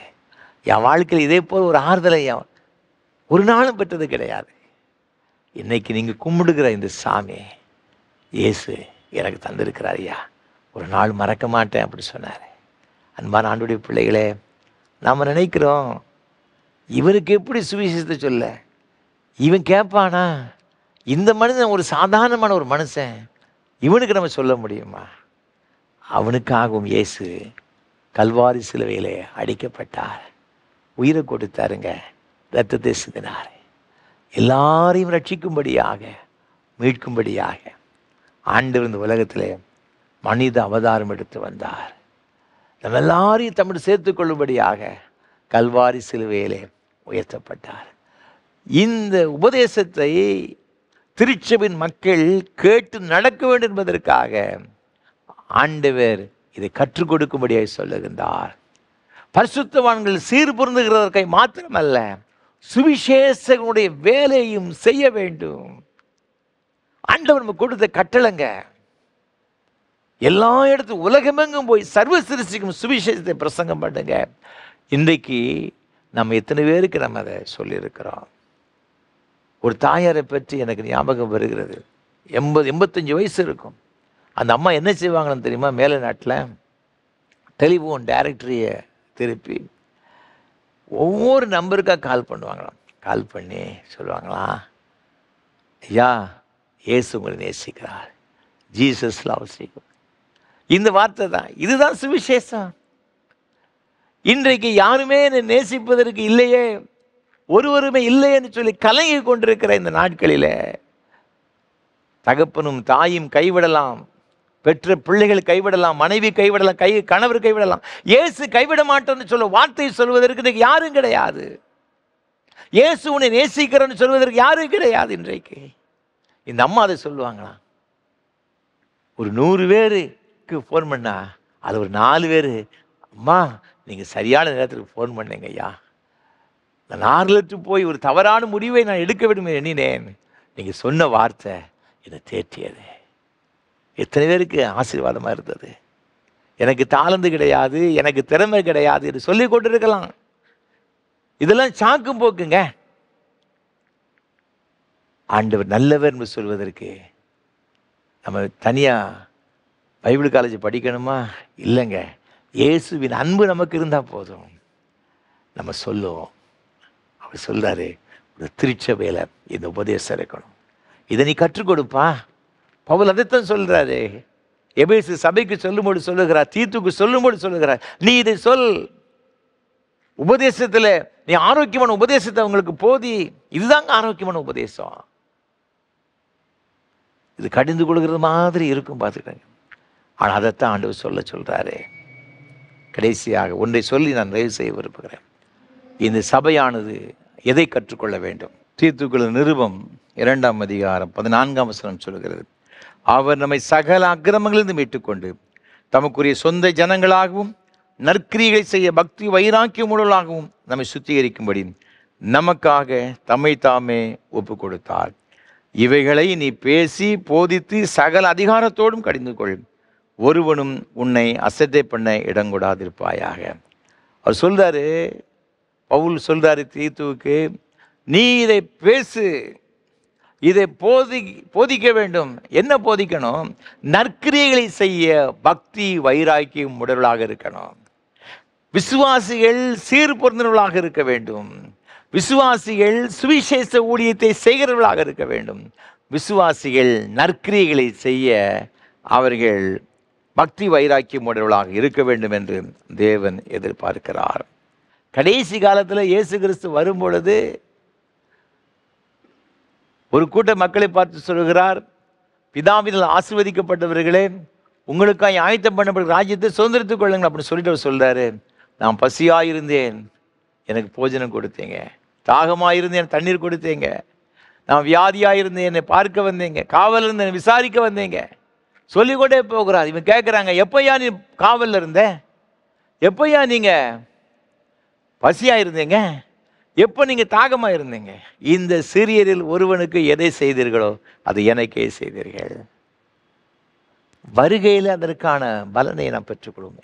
இரக்கம் உள்ளவனுக்கு இரக்கம் காண்பிக்கப்படுங்க. நம்ம கடினமாக இருந்தோம்னா அந்த நியாய தீர்ப்பு தான் கிடைக்கும்.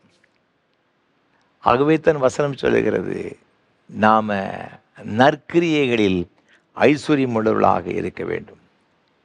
நீங்கள் மத்திய எழுதின சுவிசேஷம் 5ஆம் அதிகாரம் 16ஆம் வசனம் சொல்லுகிறது, இவ்விதமாய் மனுஷர் உங்கள் நற்கிரியைகளை கண்டு பரலோகத்தில் இருக்கிற உங்கள் பிதாவை மகிமைப்படுத்தும்படி உங்கள் வெளிச்சம் அவர்கள் முன்பாக பிரகாசிக்க கடவுது.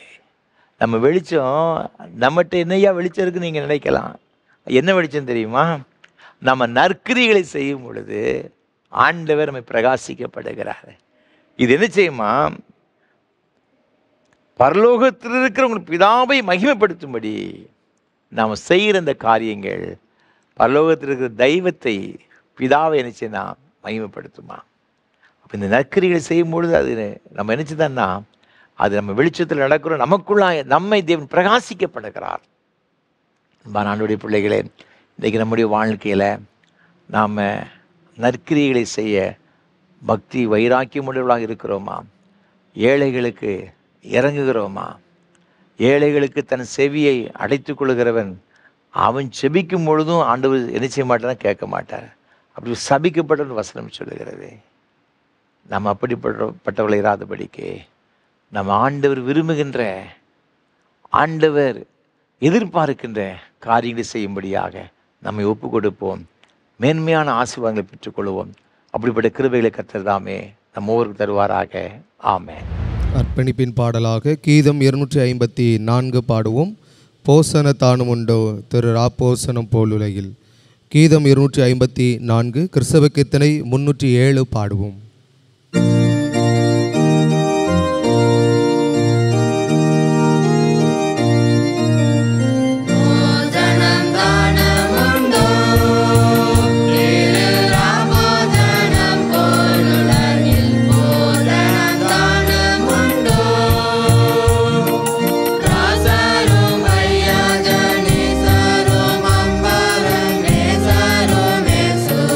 Dasarum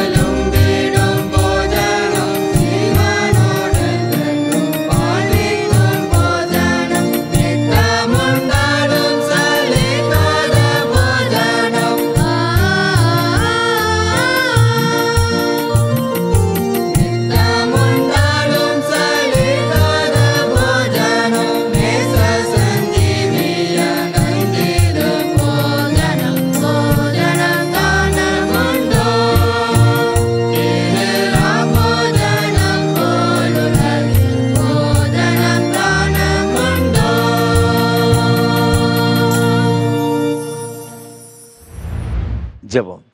கிருபை நிறைந்த அன்பின் பரலோக பிதாவே, நல்ல ஆசீர்வாதமான வேலைக்காக ஸ்தோத்திரம் செலுத்துகிறோம். ஒரு திருச்சபையின் விசுவாசிகள் எப்படிப்பட்டவர்களாக இருக்க வேண்டும் என்று இது கற்றுக் கொடுத்த உடைய வார்த்தைகளுக்காக ஸ்தோத்திரம். நாங்கள் சீர் பொருந்தவர்களாக இருக்க வேண்டும். சுவிசேஷனுடைய வேலையை செய்கிறவர்களாக காணப்பட வேண்டும். நற்கிரியைகளை செய்ய ஐஸ்வர்யவான்களாக இருக்க வேண்டும் என்று நீர் போதித்த உடைய வார்த்தைகளுக்கு ஸ்தோத்திரம். இன்றைக்கு இந்த வார்த்தையின் சத்தத்தை கேட்டு நாங்கள் ஒவ்வொருவரும் அதன்படி நடப்பதற்கு கர்த்தர் எங்களுக்கு கிருபை பாராட்ட வேண்டும் என்று நாங்கள் ஜெபிக்கிறோம். இந்த ஆராதனை வேளையில் பங்கெடுத்த ஒவ்வொரு பிள்ளைகளுக்காக ஜெபிக்கிறோம். அவருடைய குடும்பங்களுக்காக நாங்கள் ஜெபிக்கிறோம். ஒவ்வொருவரையும் ஆண்டவர் அபரிமிதமாய் ஆசீர்வதிப்பீராக. தேவ பிரசன்னம் இந்த பிள்ளைகளை மூடிக்கொள்ளும்படி ஜெபிக்கிறோம் ஐயா. நீ தந்த கற்பத்தின் கனிகளுக்காய் ஸ்தோத்திரம்.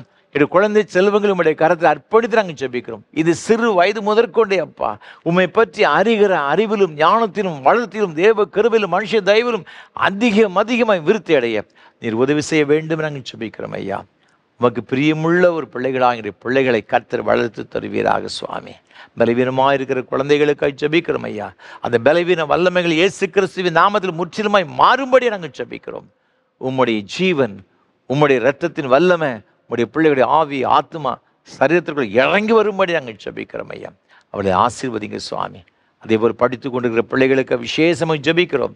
உடைய விசேஷத்தின் ஞானத்தை கொடுத்து என்னுடைய பிள்ளைகளை கர்த்தர் ஆசீர்வதிக்க வேண்டும் என்று நாங்கள் ஜெபிக்கிறோம் ஐயா. அதே போல தகப்பனே, படித்து முடித்து விட்டு வேலைக்கு காத்திருக்கிற பிள்ளைகளுக்காக ஜெபிக்கிற ஐயா. ஆண்டவருடைய விசேஷத்தை கிருபை இந்த பிள்ளைகள் தங்கியிருப்பதாக. நல்ல வேலை வாய்ப்புகளை தந்து வழிநடத்துவீராக. அயல் நாடுகளில் வேலை செய்கிற பிள்ளைகளுக்காக, அயல் நாடுகளில் சென்று பணி செய்யும்படி விரும்புகிற பிள்ளைகளுக்காக நாங்கள் ஜெபிக்கிறோம். உமது கிருபை இந்த பிள்ளைகளோடு கூட இருக்கட்டும். அவருடைய வாஞ்சிகள் விருப்பங்கள் எல்லாவற்றையும் கர்த்தர் நிறைவேற்றி கொடுக்க வேண்டும் என்று நாங்கள் ஜெபிக்கிறோம். அடைக்கப்பட்ட வாசல்கள் இயேசு கிறிஸ்துவின் நாமத்தினாலே திறக்கப்படும்படி நாங்கள் ஜெபிக்கிறோம் ஐயா. அநேக பிள்ளைகள் சுவாமி, அநேக சகோதர சகோதரிகள் சில வேலைகளுக்காக ஆயிரக்கணக்காக பணத்தை கொடுத்து விட்டு ஏமாந்து போன ஒரு சூழ்நிலை. வேலை கிடைக்கும் என்று சொல்லி கிடைக்காத ஒரு சூழ்நிலை மிகுந்த வேதனையோடு கூட இருக்கிற பிள்ளைகள் உண்டப்பா. ஆண்டவர் வந்து பிள்ளைகள் மீது இரக்கம் வைப்பீராக சுவாமி. உடைய பிள்ளைகள் கஷ்டப்பட்டு சம்பாதித்த ஆண்டவரே இந்த பணம் விரயமாய் மாறிவிடவே கூடாதப்பா. அவர்களுக்கு இறங்கி அவர்களுக்கு வேண்டிய நன்மைகளை கர்த்தர் கட்டளையிட வேண்டும் என நாங்கள் ஜெபிக்கிறோம். திருமணத்திற்கு காத்திருக்கிற சகோதர சகோதரிகளுக்கு ஜெபிக்கிறோம் ஐயா. காலத்தில் இந்த பிள்ளையுடைய வாழ்க்கையில் கர்த்தர் ஒரு அற்புதத்தை செய்யும்படியாக நாங்கள் ஜெபிக்கிறோம். திருமணமாகியும் குழந்தை இல்லையே என்று சொல்லி கலங்குற தம்பதிகளுக்காக நாங்கள் ஜெபிக்கிறோம் ஐயா. கற்பத்தின் கனி உம்மால் கிடைக்கின்ற ஒரு சுதந்திரம் அல்லவா, உம்முடைய பலன் அல்லவா, அது உம்முடைய ஆசீர்வாதம் அல்லவா. உம்முடைய பிள்ளைகளுக்கு ஆண்டவர் கொடுத்து அவர்களை ஆசீர்வதிப்பீராக சுவாமி. எல்லா தடைகளையும் மாற்றி போடுங்க. நிந்தனைகள் அவமானங்களை கர்த்தர் மாற்றி போடுவீராக சுவாமி. இரட்டிப்பான மகிழ்ச்சி இந்த பிள்ளைகள் பெற்றுக்கொள்ள கிருபைதார். பேறுகால நிலைமை இருக்கிற அருமையான சகோதரிகளுக்காக ஜெபிக்கிறோம் ஐயா. அருமையான பிள்ளைகளுக்கு கர்த்தர் இரக்கம் பாராட்டுவீராக. கற்பதற்கு நீ பூரணப்படுத்த சுக பிரசவத்தை ஆண்டவர் கொடுக்கும்படியே நாங்கள் ஜெபிக்கிறோம் ஐயா. பலவீனமாக இருக்கிறவர்களுக்காக ஜெபிக்கிறோம். வீடுகளிலும் மருத்துவமனையிலும் சிகிச்சை பெற்ற பிள்ளைகளுக்காக ஜெபிக்கிறோம் ஐயா. ஆண்டவரே இரக்கம் செய்யுங்க சுவாமி. அவருடைய எல்லாம் பலவீன கட்டுகள் முற்றிலுமாய் மாறுவதாக. உச்சந்தலை முதல் உள்ளங்கால் வரை என்னென்ன வியாதினால் கஷ்டப்பட்டு கொண்டிருக்கிறார்கள் எல்லாவற்றையும் கர்த்தர் முற்றிலுமாய் மாற்றும்படி நாங்கள் ஜெபிக்கிறோம். மருத்துவர்களால் ஒருவேளை இது முடியாதுன்னு சொல்லியிருக்கலாம் ஐயா. ஆனால் என் தேவனால் கூடாத காரியம் ஒன்றுமில்லை. கர்த்தர் ஒரு அற்புதத்தை செய்வீராக. அவர்களை கர்த்தர் ஆசீர்வதிக்க வேண்டும் நாங்கள் ஜெபிக்கிறோம். இயேசு கிறிஸ்துவின் நாமத்தினாலே ஆண்டவரே பலவீனங்கள் மாறுவதாக, பலன் அடைவார்களாக, அவர்கள் எழுந்திருப்பார்களாக. உமக்காக வல்லமையான ஒரு சாட்சிகளை கர்த்தர் எடுத்து நிறுத்தும்படி நாங்கள் ஜெபிக்கிறோம் ஐயா. ஆண்டவரே உமக்கு ஸ்தோத்திரம். நீர் அவ்வாறு செய்கிற தயவுக்காய் ஸ்தோத்திரம். வயோதிப நிலைமைக்கு அருமையான பெற்றோர்களுக்கு ஜெபிக்கிறோம். வயதான காலத்தில் ஏற்படுகிற எல்லா பலவீனங்கள் சோர்வுகள் எல்லாம் கர்த்தர் மாற்றி போடுங்க ஐயா. உங்களுடைய பிள்ளையுடைய கரங்களை பிடித்து கர்த்தர் நடத்தும்படி நாங்கள் ஜெபிக்கிறோம் ஐயா. நல்ல சுகத்தை பலத்தை தீர்க்காயுசும் கொடுத்து வழிநடத்தும்படி ஜெபிக்கிறோம்.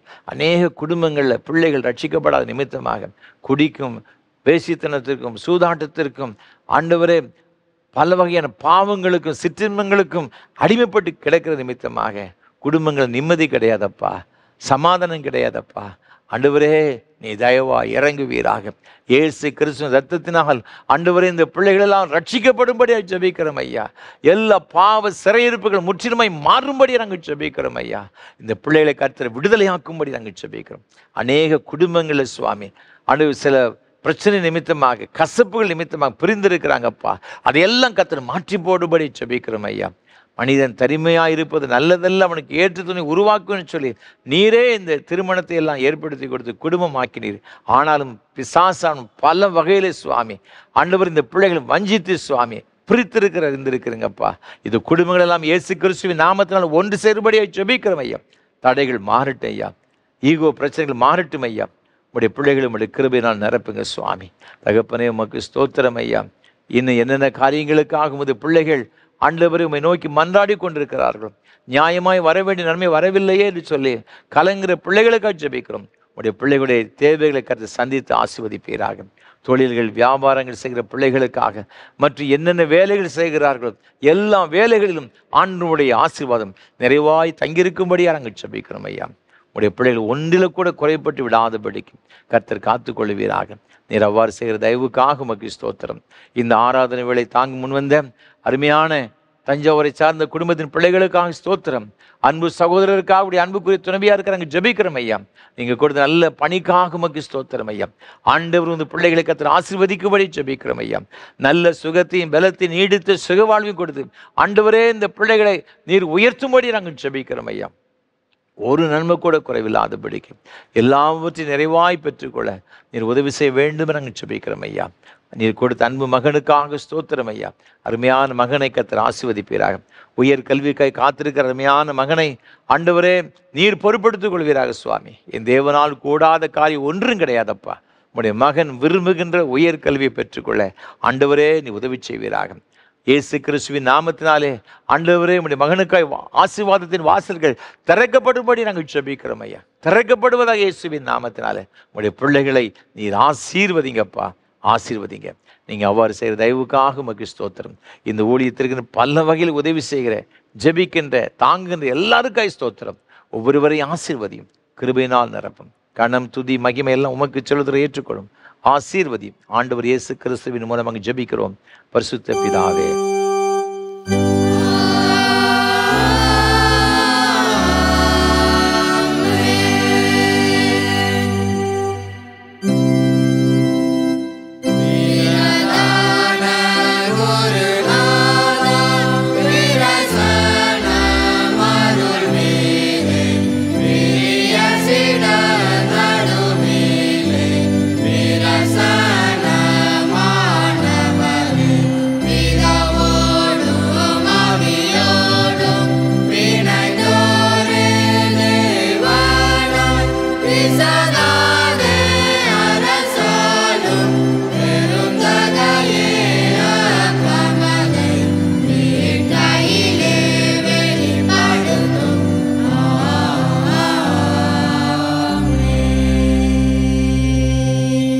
கர்த்தர் உங்களோடு இருப்பாராக.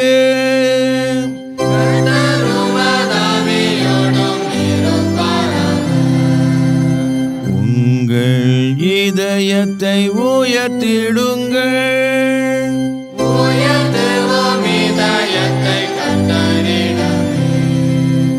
ஸ்தோத்திரம் செலுத்துவோம் தேவனுக்கே.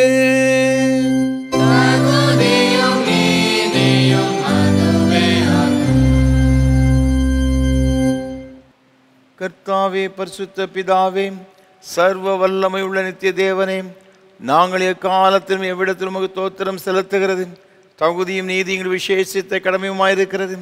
உமது குமாரனும் எங்கள் ஆண்டவருமாய் இயேசு கிறிஸ்துவின் மூலமாக நீர் வானங்களையும் பூமியையும் அவைகளுள்ள எல்லாவற்றையும் சிருஷ்டித்தீர். மனு குலத்தை உமது சாயலாக உண்டாக்கினீர். நாங்கள் பாவத்தில் விழுந்தபோது புது சிருஷ்டி முதல்வர்களாக நீர் எங்களை மீட்டு கொண்டீர்.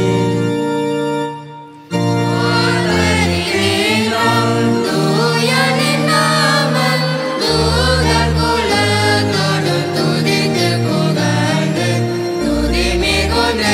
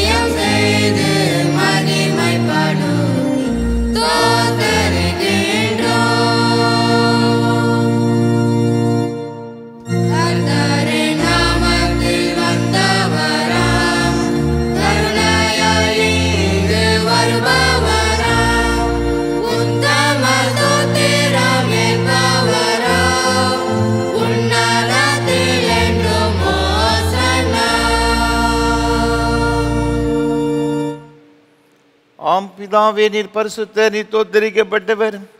தேவரின் மனிதர் உருக்கமாக அன்பு கூர்ந்து முது ஒரே பேரான குமாரனாகி இயேசு கிறிஸ்து எங்கள் தன்மையை தரித்துக் கொள்ளவும் சிலுவையில் மரித்து எங்களை மீட்டுக் கொள்ளவும் அவரை தந்தலினரே.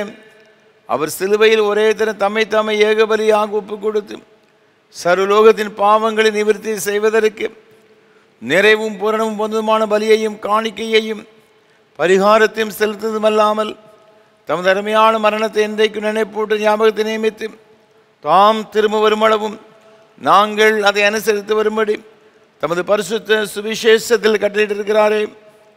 இயேசு தாம் காட்டி கொடுக்கப்பட்ட ராத்திரியிலே அப்பத்தை எடுத்து ஸ்தோத்திரம் பண்ணி அதை பிட்டு சீசருக்கு கொடுத்து, எல்லாரும் வாங்கி புசியுங்கள், இது உங்களுக்காய் கொடுக்கப்படுகிற என்னுடைய சரீரம்.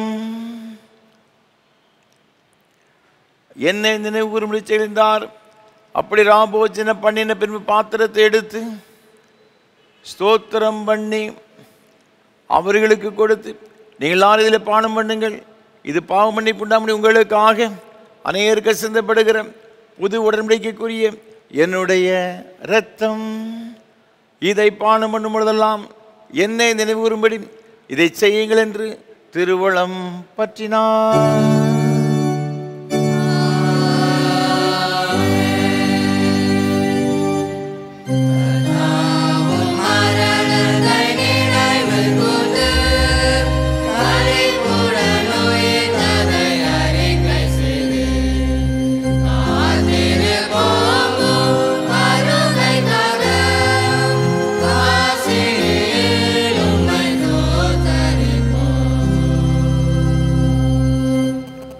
ஆதலால் பிதாவே, முதுகுமாரனாகிய ஆண்டவரின் அருமையான பாடுகளையும் மரணத்தையும் மகிமையான உயிர்த்தெழுதலையும் பரமேறுதலையும் நினைவு கூர்ந்து முது அடியார்களாகி நாங்கள் அவருடைய கட்டளையின்படியே அவர் வருகையை எதிர்நோக்கிறவர்களாக இதை செய்கிறோம். அவரில் நீர் எங்களுக்காக நிறைவேற்றின பூரண மீட்புக்காக உமக்கு நன்றி செலுத்துகிறோம்.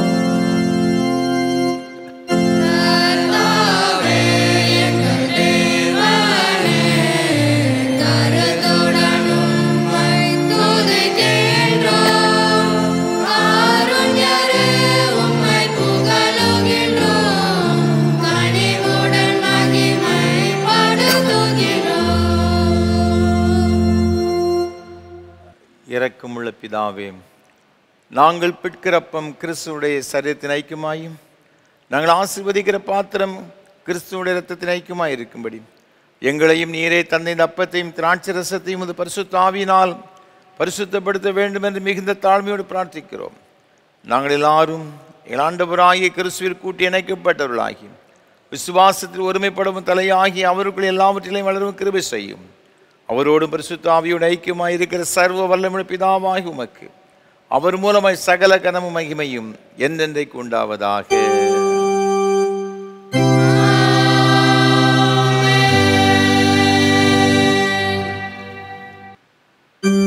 பரமண்டலங்கள் இருக்கிற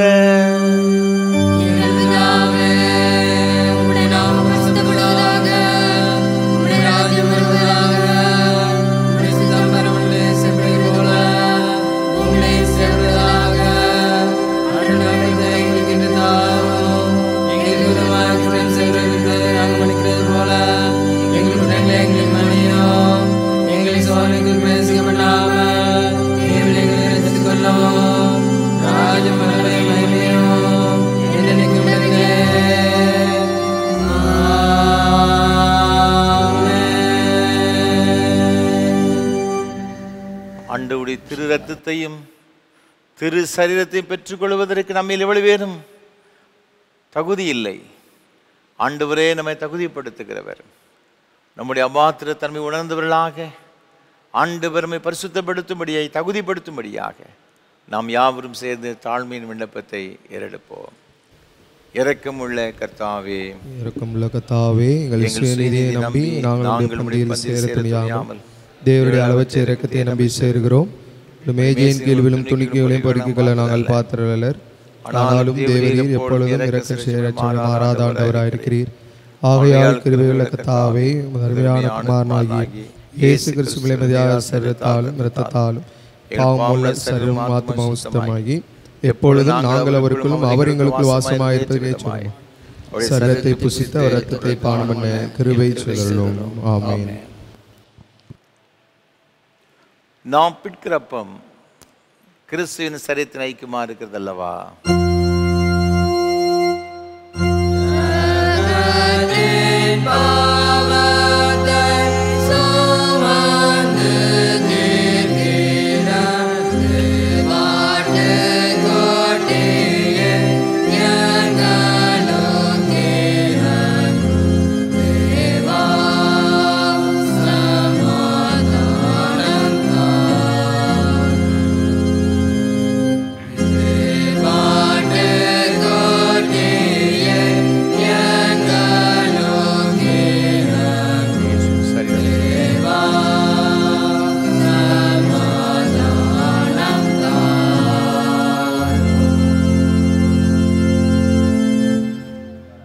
ஜெபம் பண்ண கடவோம். கிறிஸ்துவின் சரீரமும் இரத்தமுமாய் சாக்கிரமது விசுவாசத்தினால் பெற்றுக்கொண்ட நாம் அவருக்கு தோத்திரம் செலுத்துவோமாக. யாவரும் சேர்ந்து சொல்லுவோம். சர்வ வல்லமையுள்ள கடவுளே, கடவுளே, பரமபிதாவே, நேசகுமாரனும் எங்கள் ஆண்டவருமாகிய இயேசு கிறிஸ்துவுக்குள் எங்களை பிள்ளைகளாக ஏற்றுக்கொண்டு அவருடைய விலைமதியாத திருச்சரீரமும் இரத்தமுமாகிய ஞான ஆகாரத்தால் எங்களை திருப்தியாக்கியிருக்கிறீர். எங்கள் பாவங்களை மன்னித்து என்றும் உள்ள வாழ்வை எங்களுக்கு சோதரிக்கிறோம். சரீரமும் ஆத்துமாவுமாகிய எங்களை தூய உயிருள்ள பலியாக உமக்கு படைக்கிறோம். இதுவே நாங்கள் செய்யும் உள்ளார்ந்த வழிபாடு. நாங்கள் இந்த உலகத்தின் போக்கின்படி உலகாகும் கடவுளின் திருவுள்ளம் எது என தேர்ந்தெடுக்க எங்கள் உள்ளம் புதுப்பிக்கப்பட்டு மாற்றமடைய அருள் புரிவீராக. கடைசியில் நாங்கள் உமது இறைமக்கள் அனைவரோடும் உமது என்றுமுள்ள அரசின் மகிழ்ச்சியை பெறத்தக்கதாகும். இவ்வுலகில் உமக்கு கீழ்ப்படிந்து நடக்க எங்களுக்கு அருள் புரியும். உம்மோடும் தூய ஆவியானோரோடும் ஒரே கடவுளாய் என்றென்றும் வீற்றிருந்து ஆளுகை செய்யும் எங்கள் ஆண்டவர் இயேசு கிறிஸ்து மூலமாய் வேண்டிக் கொள்கிறோம்.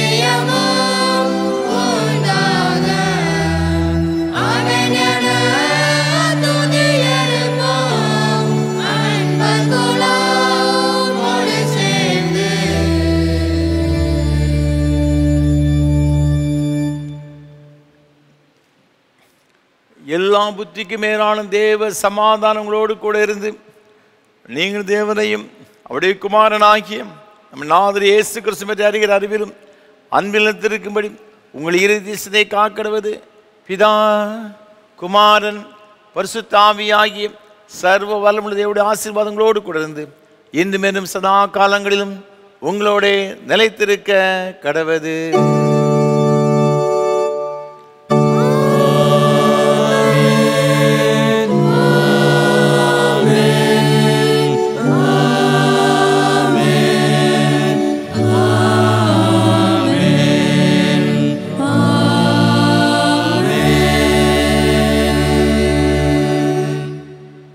நிறைவு கீதமாக கீதம் 264 பாமாலை 212 பாடுவோம். பகலோன் கதிர் போலுமே இயேசுவின் ராஜரீகமே. கீதம் 264 பாமாலை 212 பாடுவோம்.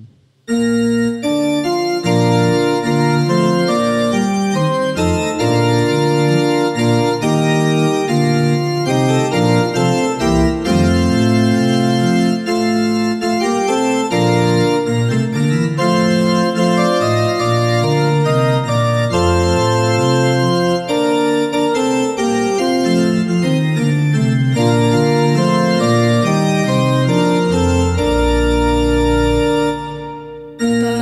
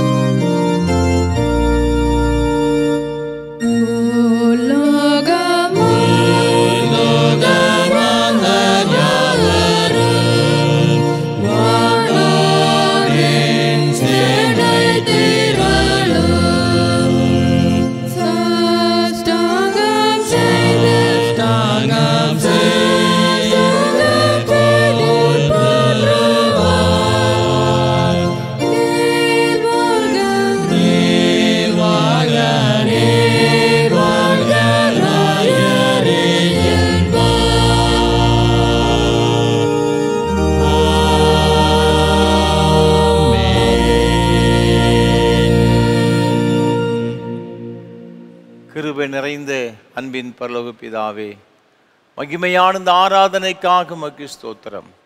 ஆண்டவர் மத்தியில் எழுந்தருளி உம்முடைய பிரசன்னத்தை நிறைத்து எங்கள் ஒவ்வொருவரையும் ஆசீர்வதித்தீரே உமக்கு ஸ்தோத்திரம். தொடர்ந்து வருகிற காலங்களெல்லாம் உம்முடைய கிருபை எங்களோடு கூட இருந்து எங்கள் கரங்களை பிடித்து நடத்தியருள வேண்டும் என்று மீட்பர் இயேசு கிறிஸ்துவின் பரிசுத்த நாமத்தில் ஜெபிக்கிறோம் தூய பிதாவே, ஆமென். கர்த்தரோடு இருப்பாராக. தேவ சமாதானத்தோடு சென்று வாருங்கள். கர்த்தருடைய நாமத்தினாலே ஆமென்.